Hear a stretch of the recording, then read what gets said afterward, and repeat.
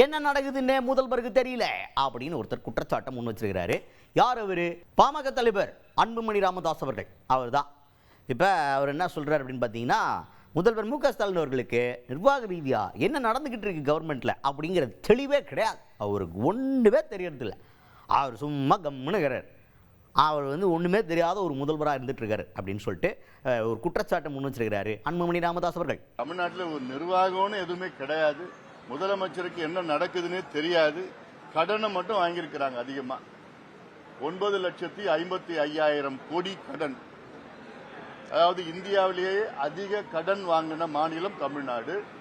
இந்தியாவிலேயே அதிக வட்டி கட்டுகின்ற மாநிலம் தமிழ்நாடு. 62,000 கோடி ஆண்டிற்கு வட்டி கட்டி கொண்டிருக்கின்றார்கள். இதற்கு பிறகுதான் உத்தரப்பிரதேசம் தமிழ்நாட்டின் மக்கள் தொகையில 3 பங்குக்கு மேல். ஆனால் அந்த கடனை எதற்கு வாங்குகின்றார் என்றால் அன்றாட செலவுக்காக. இது எவ்வளவு கொடுமை! ஒரு கடன் வாங்குறது, அதுல கேபிட்டல் இன்வெஸ்ட்மெண்ட் இருக்கணும் அதுல.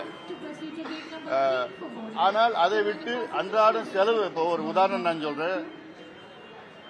ஒருத்தர் வீடு கட்டுறாருன்னா அந்த வீடு கட்டுவதற்கு கடன் வாங்கலாம். ஆனா அந்த வீட்டுக்குள்ள வாழ்வதற்கு கடன் வாங்கக்கூடாது. சாப்பிட்றதுக்கு, தூங்குறதுக்கு, படுக்கிறதுக்கு, குளிக்கிறதுக்கு கடன் வாங்கக்கூடாது.